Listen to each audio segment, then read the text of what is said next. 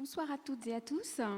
Je suis Delphine Cuny, rédactrice en chef adjointe Banque Finance au journal La Tribune. Je suis ravie d'animer ces deux tables rondes sur la finance durable.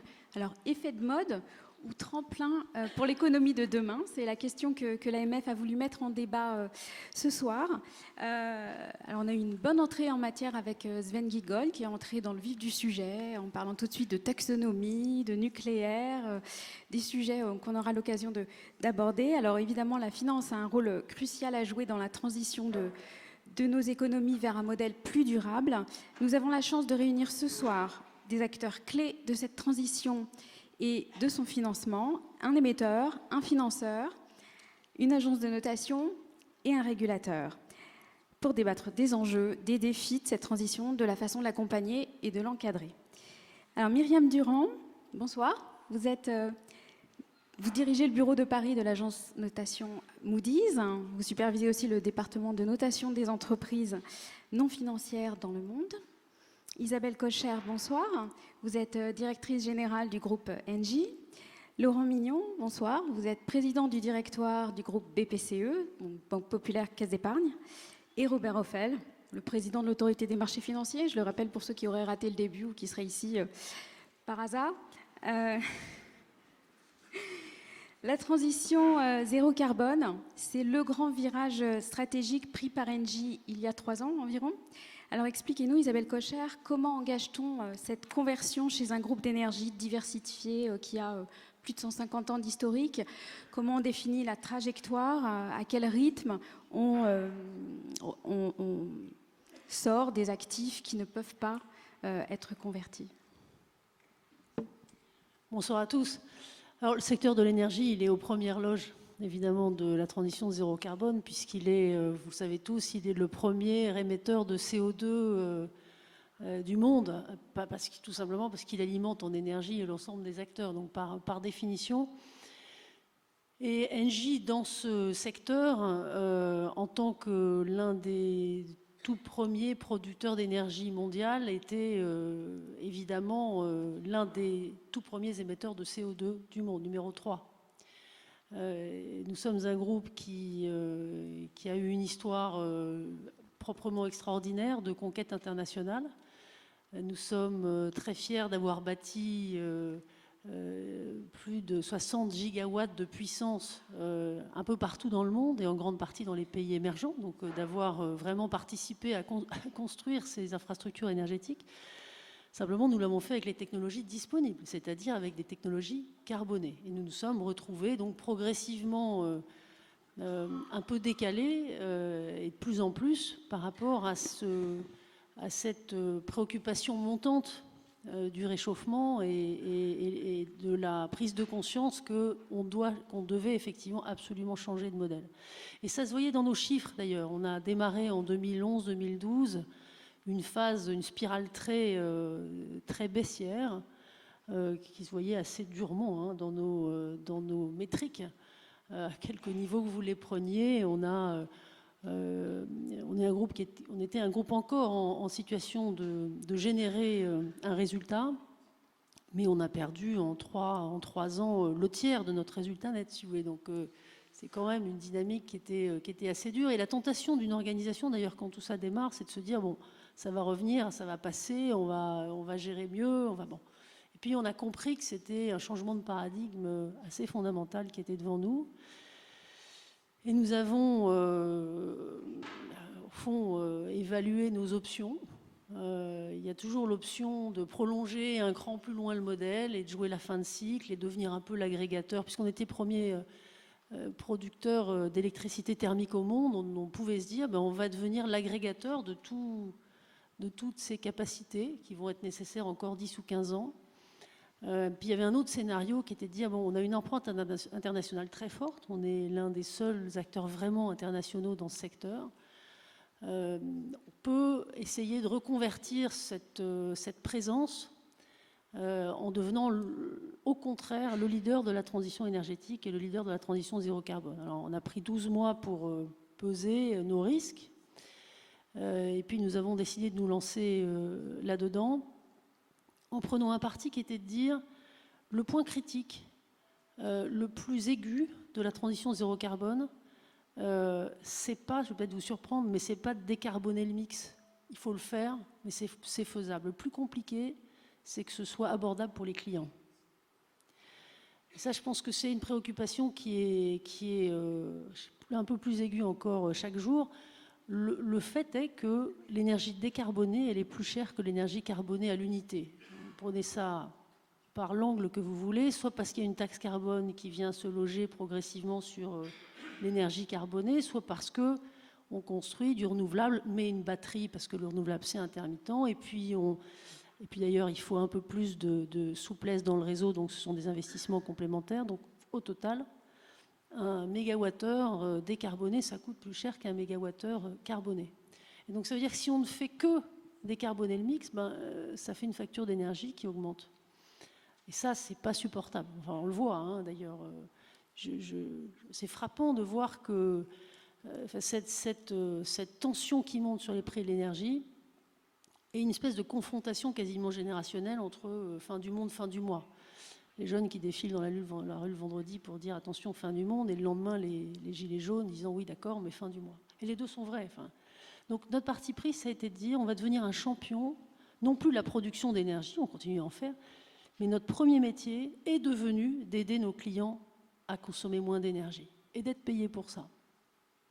Donc on aide nos clients tertiaires, industriels, publics, à, au fond, reprendre complètement leur consommation d'énergie, remplacer tous les systèmes consommateurs d'énergie qui sont inefficaces, les remplacer par des systèmes efficaces, et on réduit de 20, 30, 40% les consommations d'énergie. En investissant nous-mêmes d'ailleurs dans les systèmes de chaud, de froid, de ventilation, de tout ce qui consomme de l'énergie sur un site. Et une fois qu'on a fait ça, alors on peut remplacer l'énergie qui reste. Et c'est le chemin qu'on a fait en 3 ans. Aujourd'hui, 2/3 de nos 170 000 personnes sont occupées à aider nos clients à consommer moins d'énergie. Alors comment est-ce qu'on fait ça ? D'abord, on fait ça en se disant, c'est pas juste une thèse environnementale ou sociétale, c'est également pragmatique du point de vue économique. Et le pari que nous avons fait, c'est qu'en faisant ça, nous allions obtenir une prime. Et qu'on allait inverser la tendance. Puisque je vous ai dit, on était vraiment en baisse forte. Je me souviens, 2015, moins 14% de croissance organique. Bon, même quand on a un groupe solide, ça ne peut pas durer longtemps. Et le pari, c'était ça. C'était dire, on va inverser la tendance. Et on a demandé à nos actionnaires, je vais revenir à nos actionnaires, on leur a demandé 3 ans. Laissez-nous 3 ans, on fait cette inversion de portefeuille, on a fait d'énormes sessions, de grosses acquisitions et de gros investissements pour arriver à cette inversion dont je viens de parler. Et vous verrez à la fin, on sera de nouveau en croissance, on aura gagné en retour sur capitaux employés, on aura gagné finalement en profitabilité intrinsèque. Et on a fait le pari de la vitesse parce qu'on ne peut pas rester trop longtemps au milieu du gué sur des transformations de cette nature. Alors où est-ce qu'on en est aujourd'hui ? Qu'est-ce que je peux vous dire ? Est-ce qu'on a eu cette prime ou pas ? On a eu tout de suite une prime de la part des clients. Tout de suite. C'est quand même intéressant de se dire ça, je trouve ça encourageant. Je fais dans l'hypothèse qu'on dans la salle, il y a d'autres émetteurs. Immédiatement, c'est-à-dire, alors la meilleure façon de le regarder, c'est la croissance organique qui permet de voir si oui ou non on est dans un trend de gagner des clients ou d'en perdre. On en perdait dès 2016, dès la première année, au départ assez timidement, on est repassé à 2% de croissance organique, puis 5, puis 6, puis maintenant on tourne à 7 à peu près. Donc je dirais prime des clients tout de suite, prime des talents encore plus spectaculaire. Alors les talents sont extrêmement demandeurs, les jeunes en particulier, et notamment vis-à-vis des entreprises d'énergie, sont vraiment presque radicaux sur le sujet. Et je sais que les jeunes qu'on embauche sont vraiment dans une posture très forte. Je disais l'autre jour, j'ai l'impression parfois que c'est moi qui passe entretien d'embauche. Quand je vois un jeune qui est sur le point d'entrer chez nous, c'est C'est une solide conversation. Est-ce que c'est sérieux? Est-ce que c'est vrai? Bon. Et alors nous, on mesure l'attractivité du groupe par un certain nombre d'indicateurs, notamment par les CV qu'on reçoit spontanément. On est passé de 250 000 CV en 2015 à 700 000 CV par an aujourd'hui. Les talents, et dès la première année, on est passé à 330 000 dès la première année, donc les talents, c'est tout de suite. Et du côté des investisseurs, alors nous y voilà. La réponse est mitigée, c'est-à-dire ils viennent, mais pas tout de suite. Vous avez des signaux positifs tout de suite. Nous avons reçu beaucoup de lettres, je les ai gardées, nous disant c'est formidable, c'est exactement ce qu'il faut faire, stratégie long terme. Bon. La réalité de l'investissement et des flux, c'est que le marché déteste la discontinuité, la prise de risque, et au fond est prêt à revenir, mais à temps. Donc on a eu, nous, on a mis 2 ans, donc vous voyez, sur une transformation de 3, il a fallu quand même 2 ans, pendant 2 ans, un peu serrer les dents, avec une dynamique boursière négative, qui s'est inversée assez fort dans la dernière année du plan. Donc mon message, moi, si j'en ai un là-dessus, c'est que je crois, et que c'est la bonne configuration pour en parler, qu'il faut arriver à créer les conditions pour que ce décalage temporel disparaisse. C'est une barre à passer qui est trop haute. Nous, on en avait besoin de cette mutation de toute façon. Donc on a tenu bon. On s'est dit qu'on allait passer la barre. Mais je ne crois pas qu'on puisse espérer que l'ensemble des secteurs basculent avec une barrière pareille à passer. Donc, je crois en particulier qu'il y a un point sur lequel il faut travailler, c'est donner plus de capacité aux individus à vérifier que leur épargne est investie comme ils le souhaitent. C'est le même individu qui est un talent, un consommateur, donc un client, et un épargnant. Ben moi, je fais le constat, je ne sais pas si vous le faites aussi, quand vous interrogez quelqu'un, il est conscient de son action en tant que consommateur, les gens font de plus en plus attention aux voitures qu'ils achètent, etc. Conscient en tant que talent, on vient d'en parler, en tant qu'épargnant, les gens n'ont en général pas idée sur le fait de savoir si leur épargne est correctement investie en ligne avec leurs convictions ou pas. Donc je crois que tout ce qu'on peut faire pour créer de la transparence et de la simplicité qui permettent à tout un chacun d'exercer la même pression en tant qu'investisseur que la pression qu'il exerce déjà en tant que consommateur ou en tant que talent, ce jour-là, je pense que ça accélérera beaucoup. J'ai vu que MSCI venait de sortir un indice de notation des fonds, ce qui est une première, moi qu'il y ait des initiatives précédentes que je n'ai pas vues. Ça, c'est peut-être de nature à faire bouger la donne. Et mon dernier message, c'est de dire, les outils, il ne faut pas qu'ils soient purement anglo-saxons. C'est quand même un comble. C'est capitalisme européen qu'on appelle de nos voeux, qui réconcilie, c'était le point de la très bonne intervention qui vient de se dérouler là. Il y a au fond les 3 P, profit, oui évidemment, mais aussi planète et people. C'est quand même un peu la signature du capitalisme à l'européenne. Je trouverais tout à fait paradoxal que l'ensemble des outils soient anglo-saxons, et je trouve que tous les efforts de taxonomie qui sont en train d'émerger sont vraiment à soutenir. Je vous remercie. Alors, l'aptitude à rembourser la dette, ça va intéresser le banquier, et puis plus globalement, actifs verts, actifs bruns, sortis de certains secteurs trop polluants, ce sont aussi des questions que se posent les banques, alors parfois sous la pression des ONG, parfois sous la pression d'un ministre. Je me souviens Bruno Le Maire, l'an dernier, au Climate Finance Day, qui vous avait demandé de sortir plus rapidement du charbon. Alors, Laurent Mignon, vous êtes président du directoire de BPCE et aussi président de la toute nouvelle commission climat de la Fédération bancaire française. Alors, comment les banques, en tant que financeurs de l'économie, peuvent accompagner cette transition ? Non, alors, elles peuvent le faire et elles souhaitent le faire. Je voudrais juste rétablir, on a le sentiment que les banques n'agissent, et c'est souvent le cas, la perception, que parce qu'elles sont mises sous la contrainte. Ce n'est pas vrai. Je pense que la conversion au financement de la transition énergétique chez les banques, elle n'est pas de cette année. Elle remonte assez fortement en fait au moment de la COP 21.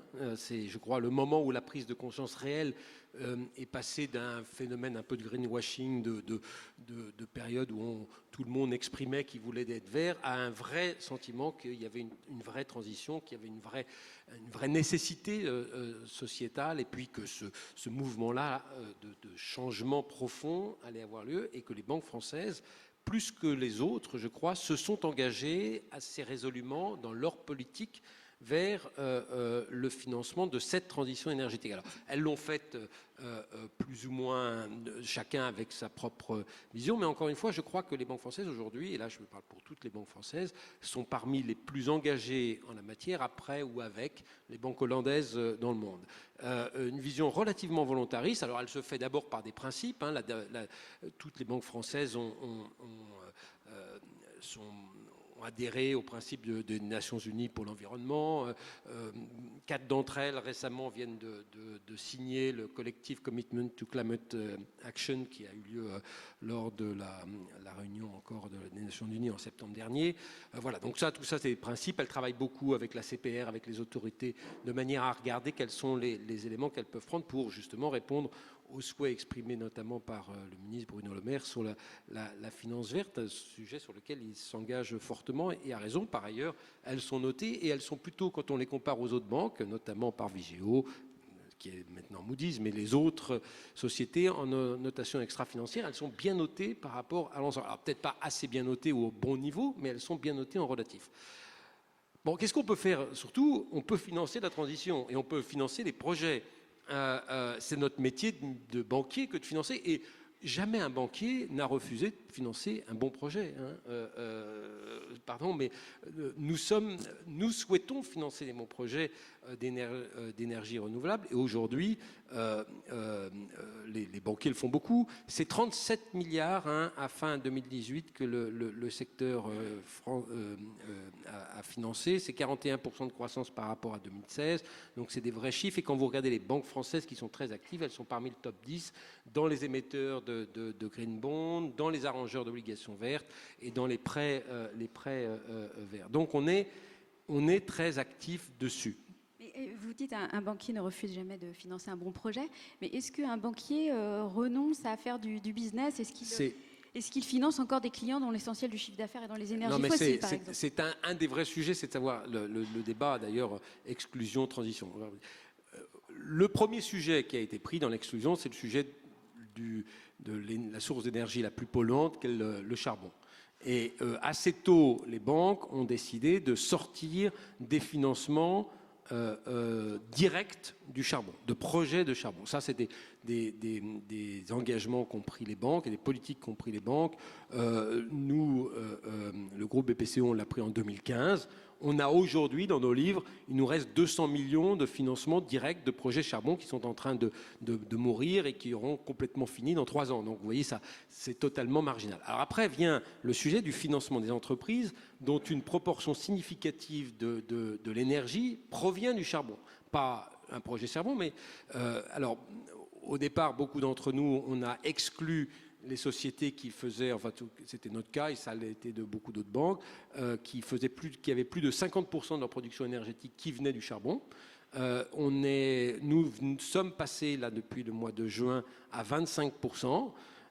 Et puis on s'est engagé là auprès du ministre des Finances à passer sur une trajectoire qui amènerait à une exclusion totale du financement d'entreprises actives dans le charbon pour les pays de l'OCDE en 2030, pour la Chine en 2040 et pour le reste du monde en 2050, qui est une trajectoire relativement cohérente avec la trajectoire des accords de Paris. Mais voilà, donc ça c'est le sujet de l'exclusion. Bon, on peut prendre plein de choses, mais pour moi l'exclusion, c'est important parce que ça permet de sortir des secteurs les plus polluants et de faire une pression sur nos clients de cette manière. Mais le plus important pour moi, c'est surtout de passer au financement de la transition. Encore une fois, je ne crois pas qu'il y ait un bon projet aujourd'hui d'énergie renouvelable qui ne trouve pas de financement. Tous les grands projets d'énergie renouvelable aujourd'hui trouvent du financement et les banquiers sont tout prêts à y aller.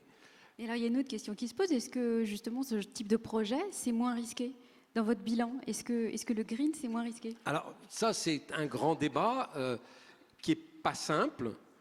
Historiquement, il y a eu des sujets parce que les technologies n'étaient pas complètement abouties, donc on a pu avoir des sujets liés à des grands projets qui partaient avec des technologies non complètement abouties, et donc des risques implicites plus élevés sur les énergies renouvelables qu'on a pu l'avoir sur des énergies éprouvées, qui étaient les énergies plutôt brown. Mais ce sujet-là a tourné. À mon sens, aujourd'hui, un projet d'énergie brown, l'environnement et la façon dont il est perçu fait que ce qui était des cash flows à 10 ans ou à 15 ans prévisibles aujourd'hui, probablement a des cash flows qui seront beaucoup plus courts, parce que l'acceptabilité de ce projet-là va devenir moins fort dans la société, et donc probablement que son risque va être plus élevé. Et en sens inverse, tous les travaux qui ont été faits sur les énergies renouvelables font que les projets d'énergie renouvelable peuvent avoir à terme un risque plus faible que ce que pouvait être perçu. Nous, on a fait, et là, c'est un travail très spécifique qu'on a fait chez Natixis, dans la banque d'affaires, parce que quand on est sur la masse des prêts immobiliers, etc., c'est beaucoup plus compliqué. Mais pour tout ce qui est les grandes entreprises, on a depuis 2 ans décidé de bouger sur ce qu'on appelle le Green Weighting Factor. Alors qu'est-ce qu'on a fait? On a pris tous les crédits de Natixis avec ses clients, et par une méthodologie assez complexe, on les a tous notés. Comme vous les notez, nous on a noté tous nos crédits. 71 milliards de crédits ont été notés. Il y en a 20 milliards qu'on n'a pas réussi complètement à noter. Mais 71 milliards de crédits ont été notés de très brun, très marron, à très vert, en passant par neutre. Voilà. On les a tous notés. Et c'est un travail très long parce que c'est une méthodologie. On est parti des réflexions sur la taxonomie européenne, etc. Alors, notre méthode n'est peut-être pas la meilleure, elle n'est peut-être pas bonne, au moins elle est disponible, elle existe, et on a fait le travail.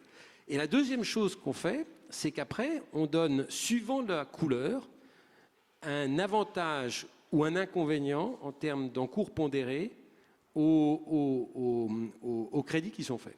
Pourquoi on fait ça? D'abord parce que c'est une façon de dire, tiens, peut-être qu'un projet, ou une entreprise qui est plus perçue comme étant plus brown qu'une entreprise très verte, a plus de risques potentiels à terme. Je ne peux pas vous dire que scientifiquement on est capable de le mesurer, mais en tout cas c'est une intuition qu'on peut avoir. Et puis surtout, on veut que notre bilan devienne de plus en plus vert, que les financements qu'on fait sont de plus en plus verts. Alors on le fait en orientant les secteurs, en donnant des politiques, mais c'est aussi un enjeu de tous les jours pour nos banquiers, pour que nos banquiers, chaque jour, quand ils vont voir un client, ils peuvent dire, écoute, plus ton secteur, plus ton projet va être vert, plus je vais être capable de te faire un tarif qui va être compétitif, parce qu'en fait, je vais consommer dans mon système moins de fonds propres. Et donc, il y a une forme d'incitation et un dialogue constructif qui se fait. Et puis surtout, ce n'est pas que le vert. On peut passer du marron foncé au blanc, et on a un bénéfice. Et donc, on est bien dans une logique où on est en train d'aller vers le financement de la transition. Moi, ce qui me paraît très important, c'est que le sujet de l'exclusion, c'est pas suffisant. Le sujet que du vert, c'est pas suffisant. Ce qu'il faut, et je crois que Isabelle le disait, il faut financer une transition. Et les acteurs qui vont faire cette transition sont les acteurs qui sont déjà présents dans l'énergie, dans la production. Et c'est donc des acteurs qui peuvent être brown quand on les note, ou blancs, et qui vont devenir verts. Et donc, il faut accompagner ces acteurs plutôt que les exclure. Et si on veut avoir un dialogue avec eux qui est un dialogue constructif, et je peux vous dire que le dialogue qu'on a avec nos clients là-dessus est de plus en plus constructif, le fait d'avoir une méthodologie et de leur donner un avantage à chaque fois qu'on verdit le financement qu'on fait avec eux est un vrai atout. Et alors, au niveau de la Fédération bancaire française, vous aviez aussi poussé une idée, le Green Supporting Factor, avoir une espèce de bonus prudentiel pour les actifs verts dans vos bilans. Voilà, en tant qu'industrie, que fédération, nous portons le Green Supporting Factor, et en tant que société, le Green Weighting Factor. Bon, les superviseurs n'étaient pas forcément totalement emballés par le Green Supporting Factor? Oui, non, mais ça, bon, je comprends. Mais moi, je pense que c'est pour ça que nous, on a retenu au niveau de Natixis quelque chose de plus balancé, qui était à la fois le plus et le moins, de manière à ce qu'il y ait une vraie incitation. Mais je pense que, malgré tout, ce phénomène d'incitation est un phénomène important, parce que c'est celui qui va, en plus de la volonté qu'on a d'accompagner structurellement le financement de la transition, parce que fondamentalement, c'est quand même là que les grands investissements de demain vont se faire. Donc, on veut être un acteur de ces investissements. Je crois que c'est aussi une façon de faire rentrer dans la vie de tous les jours. Mais vous savez, le plus important pour moi, ça n'a pas été tellement le travail de savoir si on donne un bénéfice au vert et une pénalisation au brown. Le plus important, ça a été le recensement.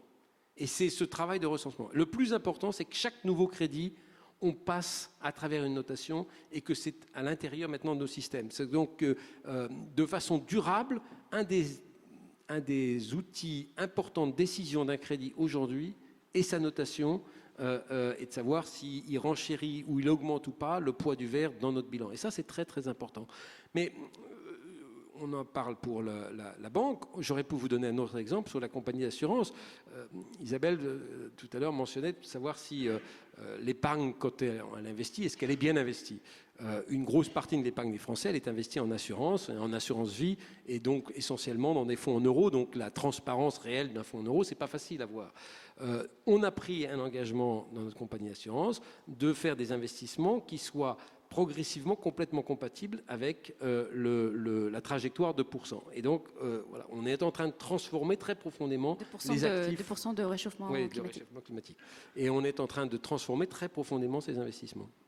Merci. Alors, on a eu le point de vue de l'émetteur, de l'agence de notation, du financeur. Alors, le régulateur doit aussi accompagner cette transition. Et d'ailleurs, le cadre réglementaire lui-même est en transition, hein, il s'est densifié. Mais je voulais peut-être, avant d'aborder le rôle du régulateur, vous demander, Robert Ophel, si vous aviez, est-ce que vous avez inspiré les propos des uns et des autres, si vous aviez des réactions. Beaucoup de sujets ont été évoqués. La complexité du choix stratégique à faire quand on change complètement de trajectoire, la réflexion et le temps que ça doit prendre pour le mettre en œuvre, même si on va très vite, ça prend quand même 3 ans. Et 3 ans, ça veut dire que les 2 premières années, on est un peu seul. J'observe que c'est aussi l'expérience dans le système bancaire. Quand on fait ce choix, ça motive beaucoup les équipes. Et ça, c'est un facteur extraordinairement positif. Sur les agences de notation, une réflexion un petit peu de régulateur, c'est de dire, il y a un moment, les agences de notation extra ESG, il y a un moment, il va falloir les encadrer comme on encadre les agences de notation standard. Les encadrer, ça veut dire les méthodologies doivent être transparentes, cohérentes dans le temps. Il doit y avoir une gestion des conflits d'intérêts qui soit complètement organisée. Et quelque part, il y a aussi une localisation des équipes. C'est un peu les 3 piliers de la réglementation des agences de notation classiques. Et ça montrera que le secteur est mature et qu'on compte vraiment sur lui parce qu'il a pris une importance dans les choix d'investissement et qui est déterminante, et donc il faut pouvoir l'accompagner. Le Green Supporting Factor, on a déjà le SME Supporting Factor en Europe parce qu'on pense qu'il y a des externalités positives à encourager ce type de financement. C'est pour les PME. Pour les PME. Et donc le débat, il n'est pas clos quelque part. Le débat est pas clos et on verra. Je veux dire, une autorité comme l'autorité des marchés financiers, c'est à la fois un régulateur et un superviseur. Et le rôle de superviseur, pas si c'est le plus simple, mais il est de vérifier que la réglementation est appliquée. Et dans nos métiers d'autorité de marché financier, il y a une des poids très importants, c'est sur l'information qui est donnée. Est-ce que l'information qui est donnée par les émetteurs, est-ce qu'il y a l'information qui est donnée par les sociétés de gestion, est-ce que l'information qui va faire bouger les marchés, est-ce qu'elle est pertinente, est-ce qu'elle est exhaustive sur les points significatifs et donc, en gros, il y a aussi maintenant la dimension, quand vous prenez des engagements publics dans un certain nombre de domaines, qui sont des arguments commerciaux très très légitimes. Est-ce que effectivement derrière vous réalisez ce que vous avez dit que vous allez faire.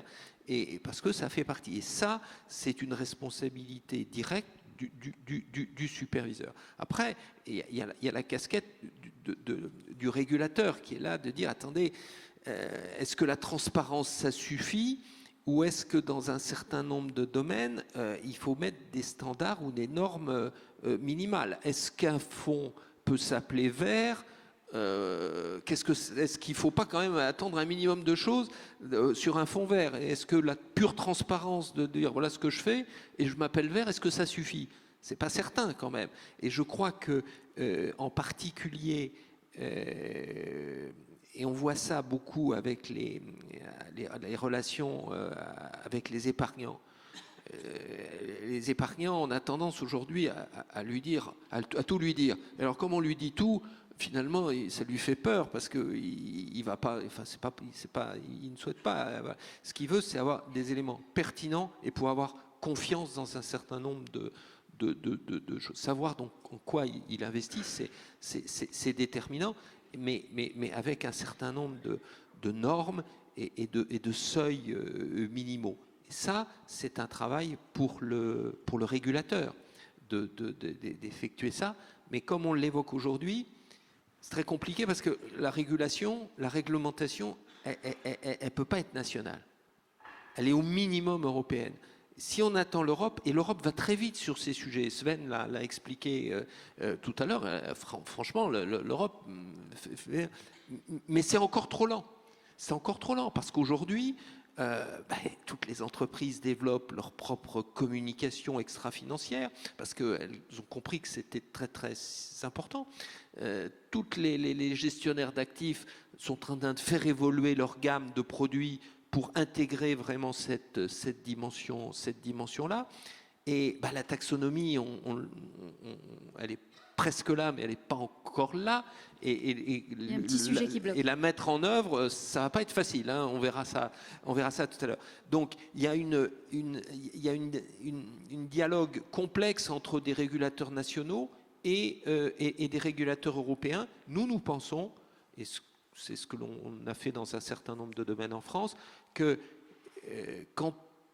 le régulateur national peut être un peu pionnier pour faire avancer les dossiers tout en étant prêt à s'effacer dès que l'Europe finalise ses projets. Donc c'est un peu la posture que nous prenons à l'autorité.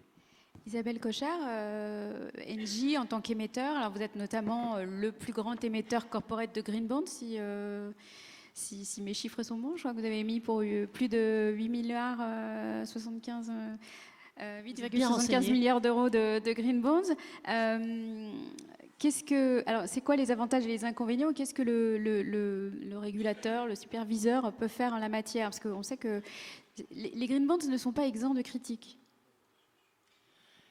Aujourd'hui, je ne peux pas dire qu'émettre un green bond nous donne une forme de prime ou nous permette d'obtenir des financements meilleur marché que ceux à quoi nous avons accès. Ce n'est pas encore vrai, je pense que ça va venir pour toutes les raisons qui viennent d'être dites.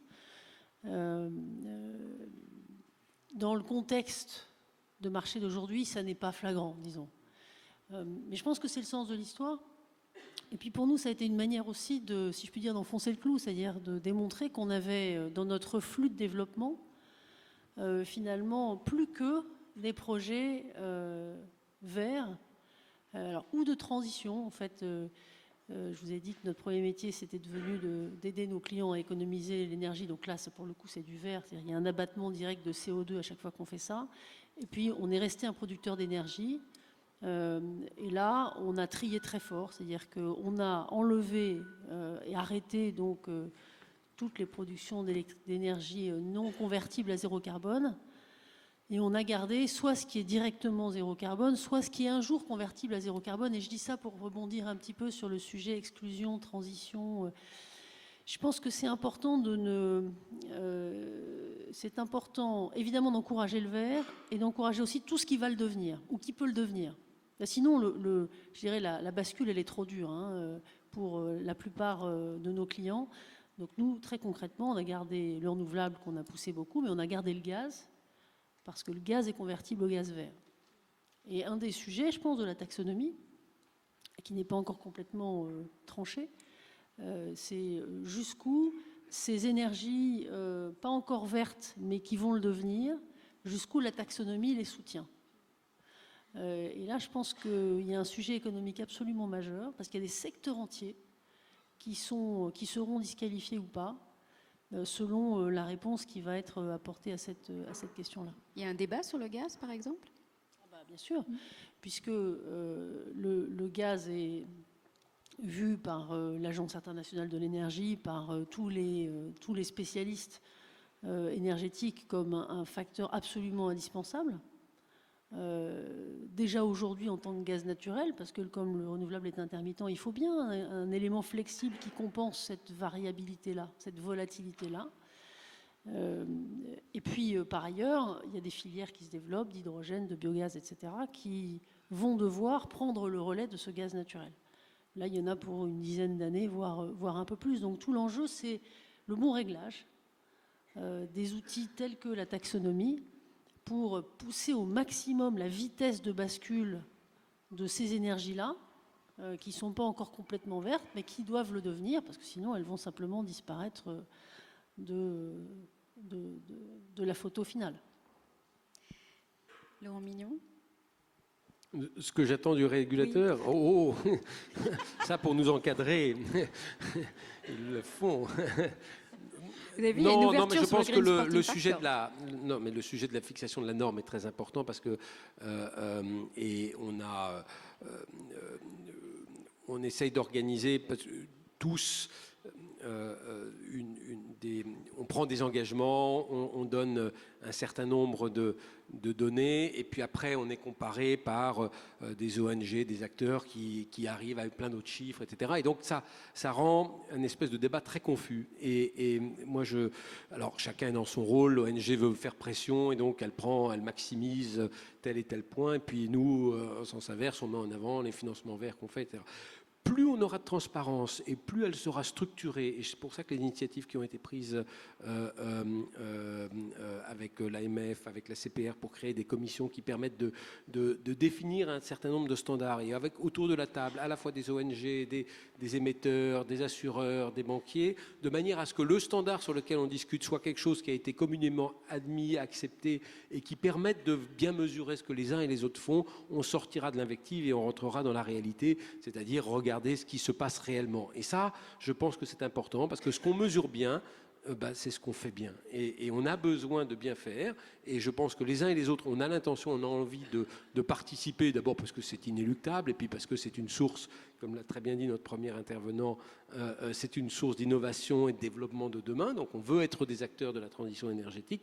Mais il faut sortir de la logique de l'invective, et pour rentrer dans quelque chose de constructif, il faut avoir des mesures qui soient communément acceptées par les uns et les autres. Et donc là, le rôle du régulateur de définir un cadre qui permette à chacun de se positionner et de montrer les progrès qu'il fait, de les mesurer lui-même et de les faire comprendre par les autres, qui soit un cadre utile pour les investisseurs, savoir ce qui est vert, ce qui ne l'est pas, de manière à éviter qu'on ait des fausses obligations vertes, etc. Tout ça est un élément, à mon avis, très très important, et qui sera un facteur de progression rapide après. De fausses obligations vertes. Un petit mot pour conclure, Robert Lefebvre. Ce qui est intéressant, c'est qu'il y a souvent une ambiguïté entre je finance des projets, je finance des entreprises.